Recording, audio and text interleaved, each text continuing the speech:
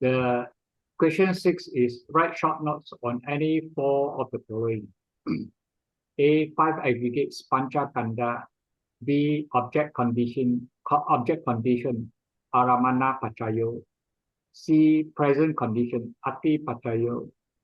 D. 12 sense bases dwadasa ayatana. E. Noble Eightfold Path Ariya Apangita Namaga. F is law of dependent arising Paticca Samuppada. So these are the short notes. I did all the 6. So the first 4 I try as much as possible, and I have to thanks Brother Lau for helping me to correct all the 3 assignments and to improve them. So these are the improved version. The 5 aggregates Panchakanda.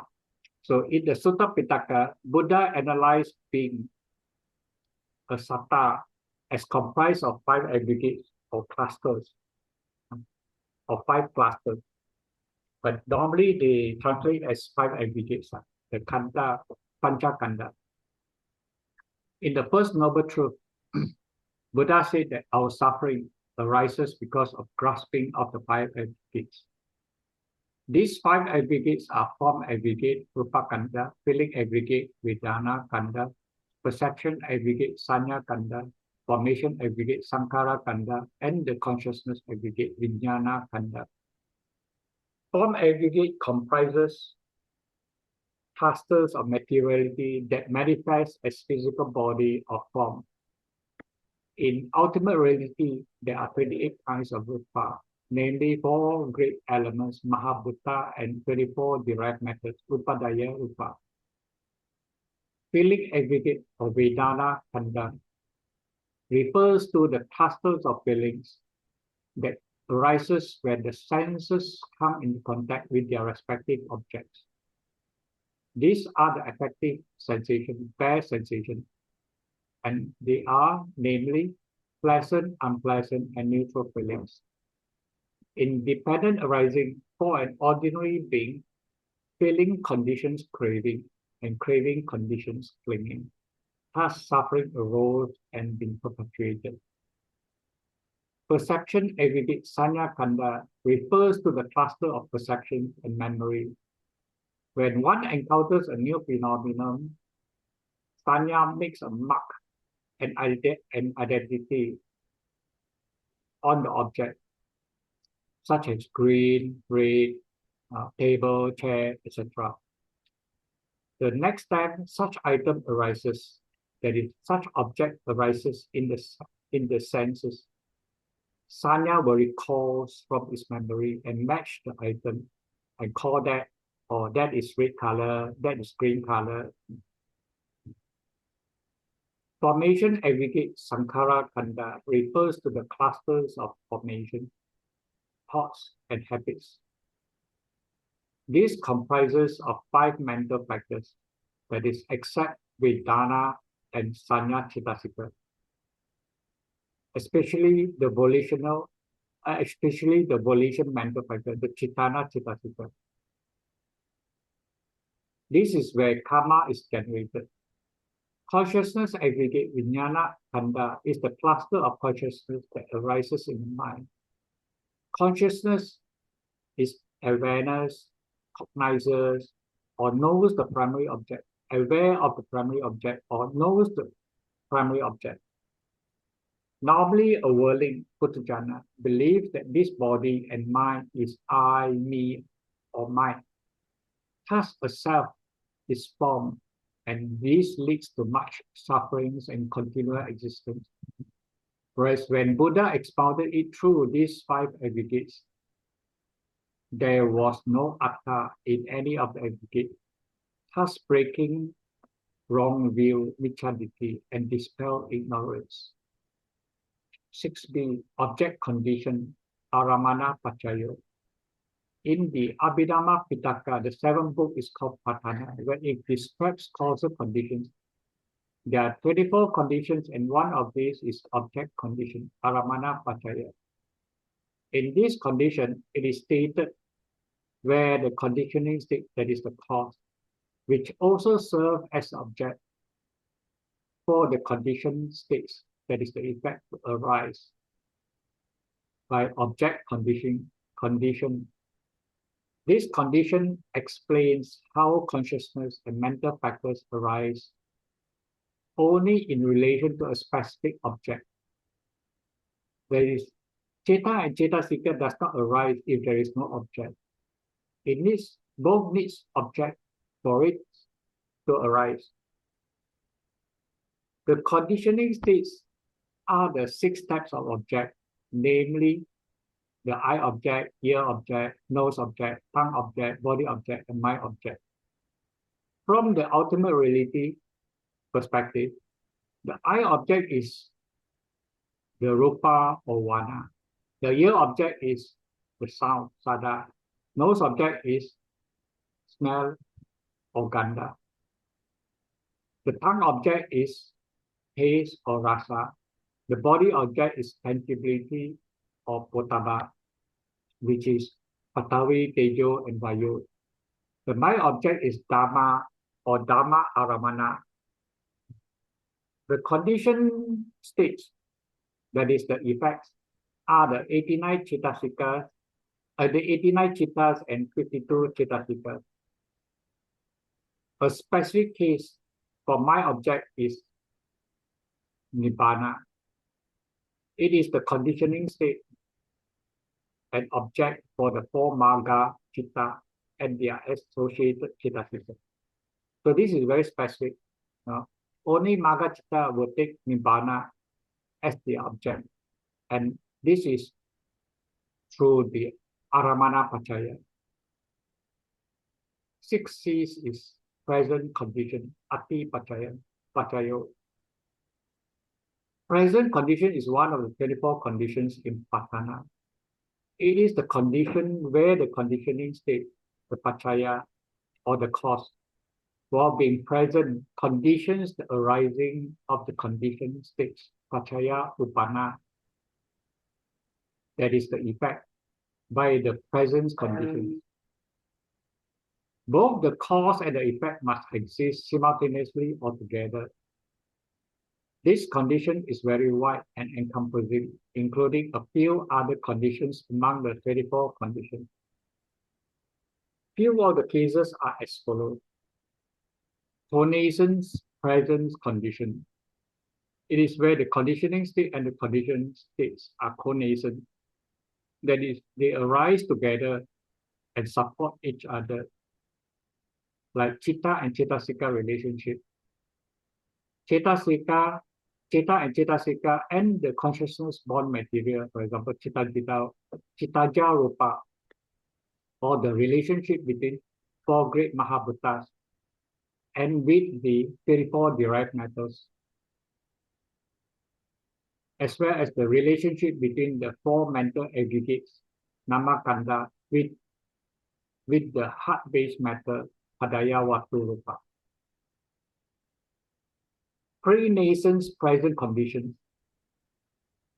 During existence, that is the Pawati period, the 6 material bases or the 6 vatu support the 85 chitta that is less for arupa vipakita and the 52 mental factors. Post-nascence present condition. This is the pachajata ati pachaya. During existence, later chittas and its associated mental factors supports the earlier arisen matters. That is the rupa. It can be kamaja rupa as well as chittaja rupa as well. Then we have the nutriment presence condition, the ahara ati pachaya. The presence of physical food supports material bond of nutriment, that is the aharaja rupa, and this is rupa to rupa. The internal nutriment in the group bond of 4 causes also support the material of the same group. And then we have the faculty, presence, condition, Indriya, Ati, Pachaya. The material life faculty, Rupa, Jivit, Indriya, this is Rupa, supports the Kama-born material, that is Kamaja, Rupa, which is co-nascent with this life faculty. Because there's a lot of kalapas for beings, they have the Rupa Jivitindriya, and that Rupa Jivitindriya is the supports for the co-nascence Kamaja Rupa in that particular group. It provides the Indriya Ati Pachaya. So present condition is identical to non-disappearance condition, and they are the same in meaning. That means in terms of functions, they are the same. Ati and Abhigata. 6D is the 12 sense bases, Dwadasa Ayatana. The 12 bases are the channels through which beings experience the world, serving as the foundations for the arising of consciousness. I think this sentence is not quite correct. I forgot to edit it.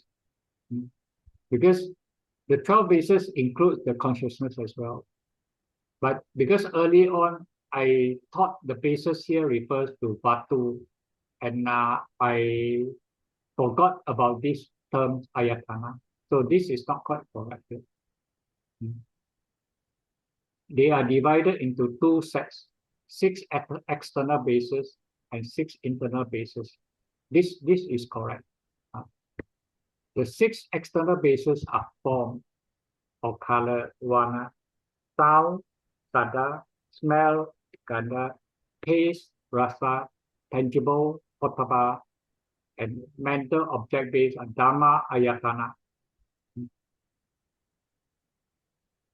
So here Potapa refers to the 3 great essential material elements, namely Patavi, Tejo, and Vayu.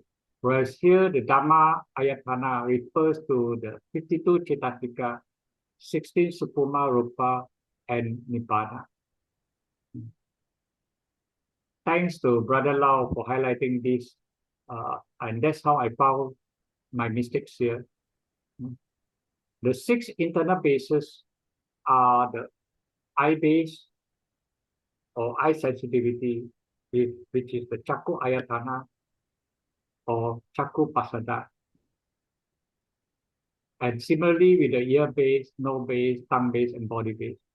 And the mind base, which in Pali is called Mano Ayatana. Here, Mano Ayatana refers to 89 chittas. So these 12 bases together form the 18 elements or dhatus. So the 5th one is 6E is Noble Eightfold Path, Ariya Atangika Magga. In the Buddha's first sermon, Dhammacakkappavattana Sutta, Noble Eightfold Path is the 4th noble truth of the 4 noble truths. It is the practical way to end suffering, avoiding the 2 extremes of indulgence in sensual pleasures and self-mortification. There are 8 components, namely right view, right intention, right speech, right action, right livelihood, right effort, right mindfulness, and right concentration. Cultivator may start with individual factor in his practice, but towards the end, it should be developed as a group. It should be developed as a group together.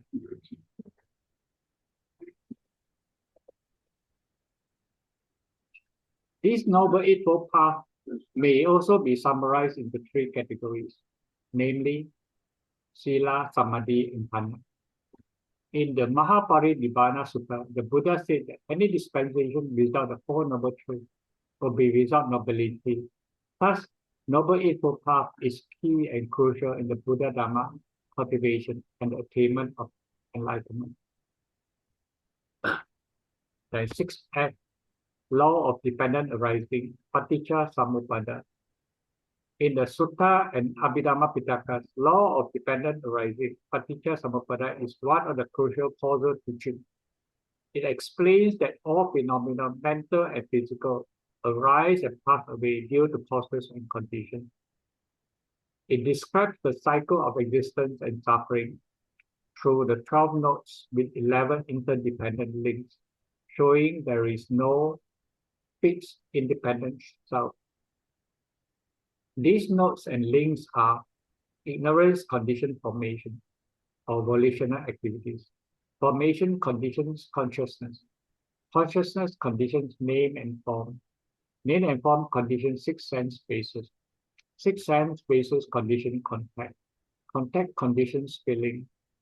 Feeling conditions craving. Craving conditions clinging. Clinging conditions becoming. Becoming conditions birth. Birth conditions aging and death. Sorrow, lamentation, pain, and grief. These notes are major causes and the major effects. Paticca Samuppada is usually used to explain existence over 3 lives, namely past life, present life, and future life, as well as the continuity from one life to the next life in this cycle of life and death or samsara. It can also be used to explain how a vipassana practitioner can cultivate upward spiral that is towards wholesomeness, as well as break the chain and attain liberation. That's the end of my presentation. Okay, thank you very much. So this one repetition, you ever short notes come out, can do it quickly. Okay, thank you, brother. Good job. Okay, I'll stop share. Thank you. But I Any feel more? that the noble info path looks like more Dharma way of writing. Is it a Dharma paper or Abhidhamma paper? No?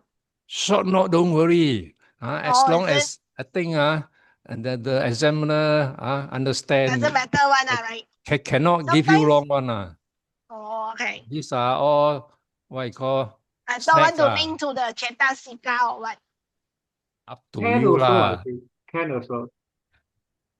It should be okay. That one should be okay.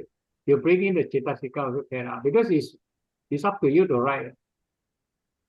But because this time around, I have very limited time, so I cannot do it on and off.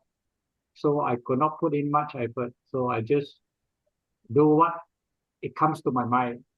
Okay, this is the next question. Clarify the 4 modes of origin of material phenomena.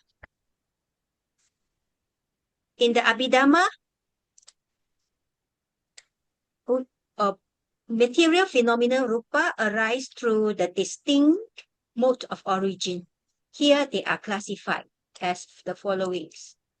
Number 1, karma-born material, kamaja rupa. Its origin, past volitional acts, karma, performed in previous lives. How it works. At conception, karma produced,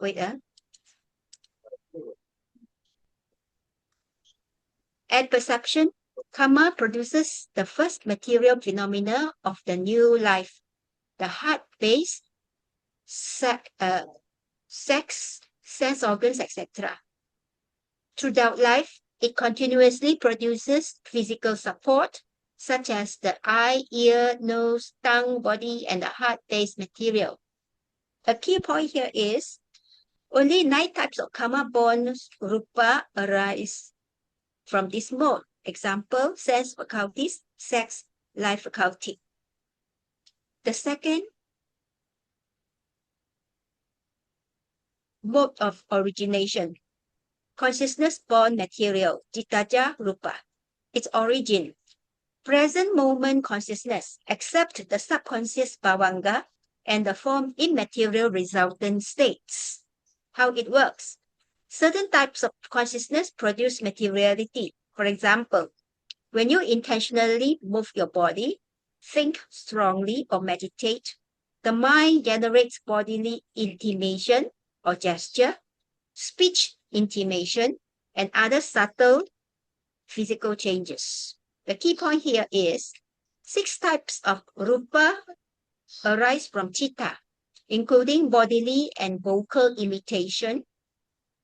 intimation, lightness, plasticity, and the wildness of matter. Number 3, temperature-borne material, Utuja rupa. Its origin, the fire element, Tejo Dhatu, present in all matters, both internally, the body heat, and externally, which refers to the climate, sunlight, fire, etc. How it works.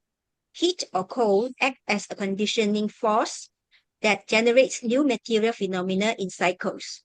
Even in a dead body or a stone, as long as there is temperature, material phenomena continue to arise and pass away.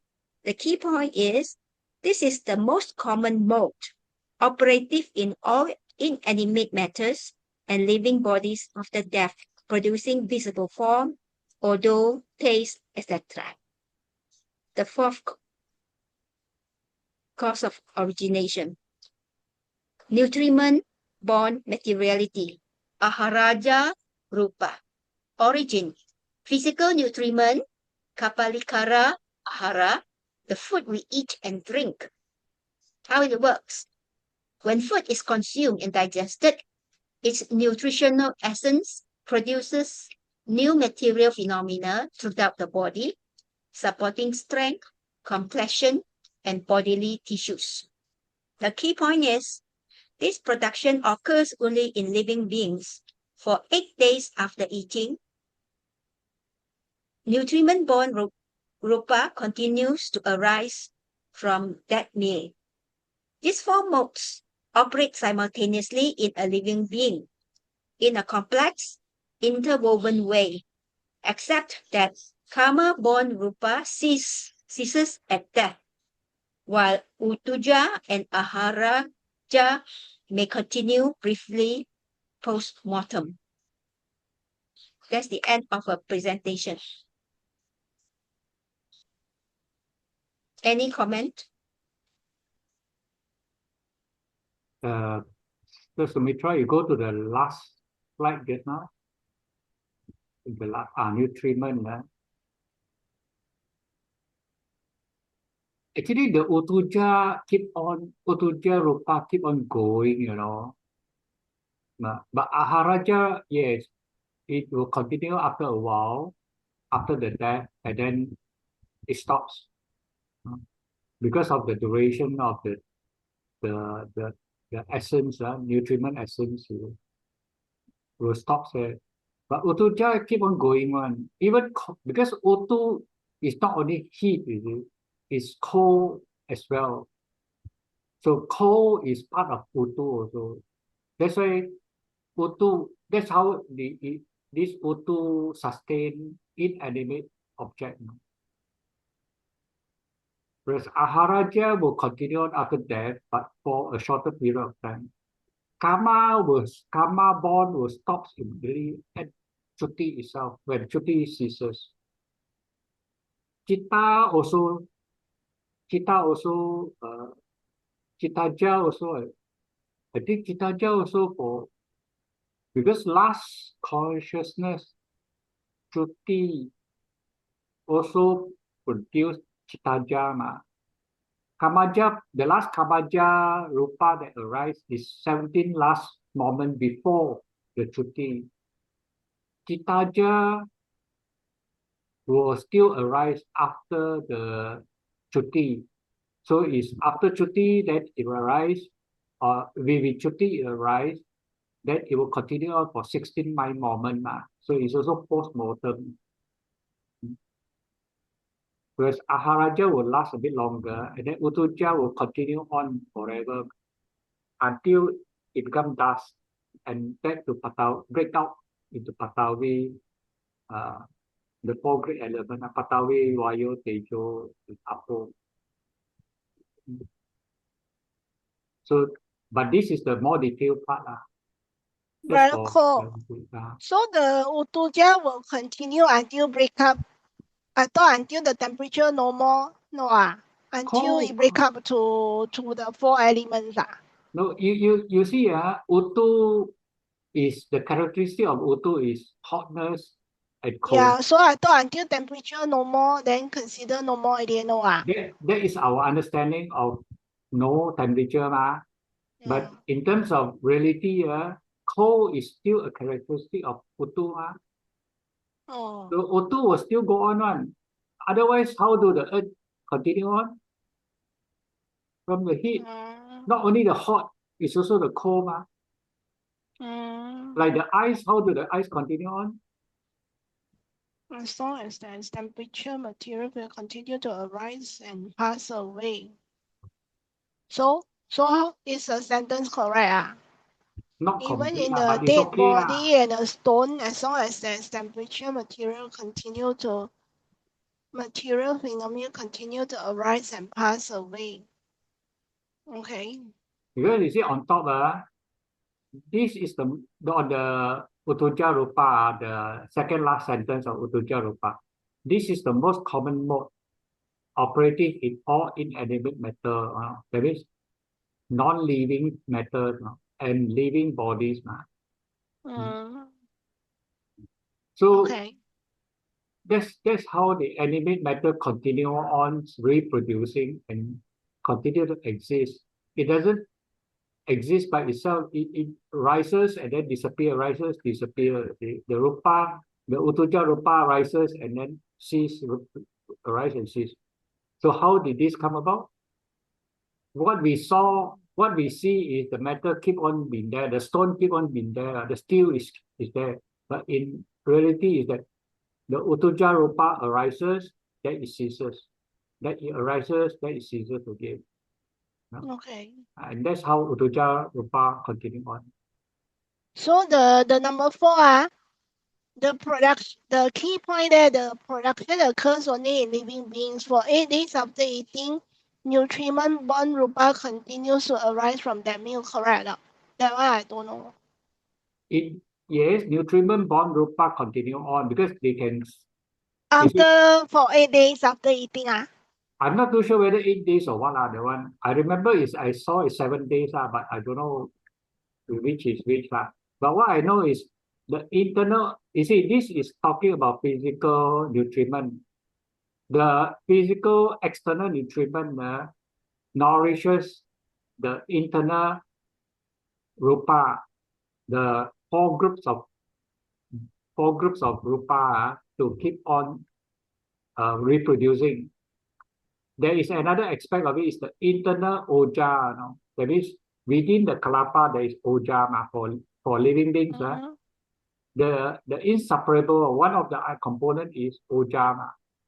That oja itself can also be the nutriment to enable subsequent generation of Ahaja Rupa to grow, of Aharaja Kalapas to continue on growing, rise and cease. I think how many, if I'm not wrong, it's something like a few generations.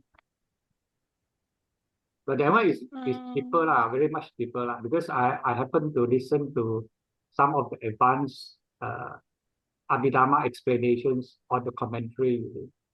That's how they say the santati, rupa santati. That means the generations of rupa, how they grow from one generation to another generation, and then until how many generations.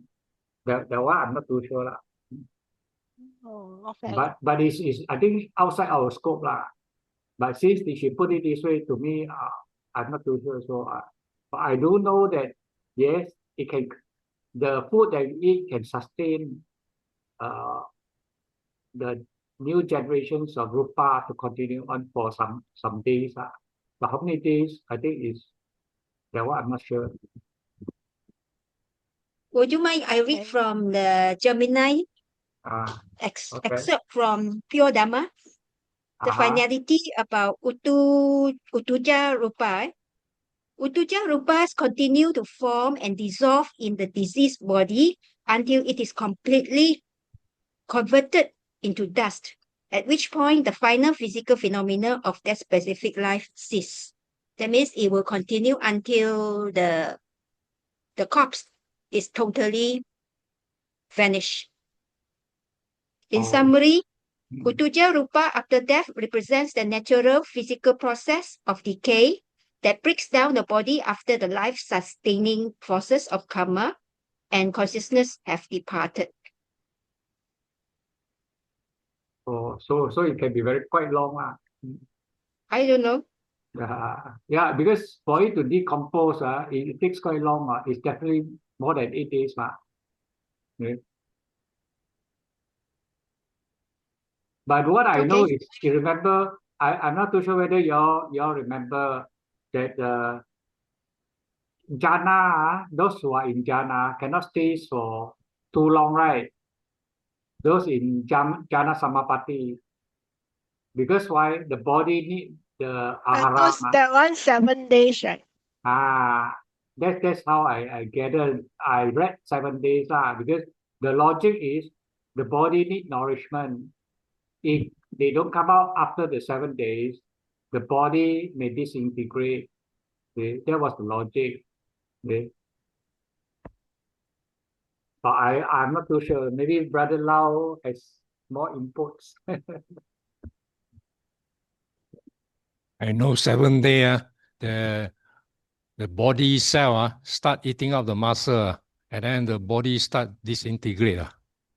That's what I know from my teacher. Then you slowly die down. All your organs, everything all break down. If you are in that state of meditation, within 7 days you never come out, that's it. I think you'll lose everything. But Brother Lau, if you look at the way Buddha practice, he said at certain point he only take 1 grain a day. So how did he manage to recover back? He's more than a human. He lived to even coming to an end. He suffer in pain or still carry on with physical body because of his mind over his matter. Remember the last part towards the Nibbana there?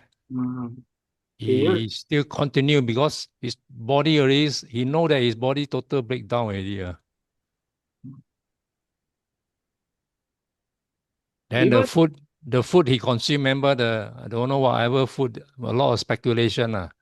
The what food is meat, some say call it is a mushroom. I think he may have sensed that this thing other people take away will be gone. But for him, he just have to carry on taking because he knows it's end of his life. The last meal. Yeah, the last meal, the one he blamed the what blacksmith. Okay. Yeah, this one a lot of debatable. Okay, go and find out what is earlier part on this 4 thing. Then I think she taken from where I don't know. She never asked me to check. No, I think based on the topic, forms of origin of material, the way she put it is also okay lah. But whether it meets the Abhidhamma requirement or I don't know. But as long as answer according to what requirements should be sufficient. Right. So this is not correct, man. I think you go and check back all the previous one. This one we already cover. Okay. I thought because I don't know where she got it, and I also don't want to comment. But allow my Dwara and the Kicha, if you have answer, can you please send? Which one? My question on Kicha and Dwara. I think I too long-winded, but also not really understand. This one, Abhidhamma one, I don't know about you. You learning a lot. Abhidhamma is still don't know what you're doing. Abhidhamma not very good. I see what I can do. Okay. You just need to revise a bit more lah. Because I think your memory are very good. You are able to correlate, just like Sumitra also. You all can correlate quite fast. So what you need is more the repetition, asivana, pachaya. Yeah, because I too many things, too many assign too many class. Blame yourself, lor. Blame who? So I just finished the Visuddhi Magga assignment, then the Pali assignment, then only rushing to do your assignment. So like half dead like that. Haven't started You have how studying. many more? Few more weeks only, you know. They Yeah, taking your lor. exam, no. Good luck to Tension. yourself. Okay, coming back just now to the previous topic on the effects of karma. If you look at the CMA page 201, there is a table 5.3, the fourfold karma at a glance. So in terms of effect, it can be by order of ripening, by time of ripening, by place of ripening. Yeah, that's why I thought there are 4 things, ma. Yeah, the first one is by way of function. So she approached by way of function first. She only put 2 things. My question just now was, should we say all the 4 things? Whether she actually answered fully or she answered part of it. Because to me it's like should mention all the 4. It'll be good because the first one is the function. Then after that, she only answer one by time of ripening, but not by order of ripening. She did not answer. Then by place of ripening also she did not put in. So if you say you want to do it completely based on the compendium, then by order of ripening there is the Vedic karma, death proximate, habitual, and reserved. That would be also a good way lah. That is where the effect, when the effect come about. Then by place of ripening, the unwholesome karma goes to woeful state. Then the sensual goes to sugati. Then the fine material goes to the rupa, rupa bhumi, and then the immaterial sphere wholesome goes to the arupa bhumi. So that if you add the other two, order of ripening and place of ripening, that would be more complete lah. Okay. So the 4, if you put in all the 4, you are safe lah.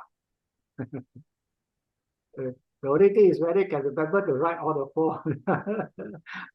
I know 4 times 4, but I can't remember all. I only know 4. I cannot remember what is that. No, you see, each one got 4 components. So it's 4 sets times 4 components. So you got 16. That's how I remember lah. 4 times 4. Yeah, have to start studying. So Okay. any more, Sumitra, from backend side?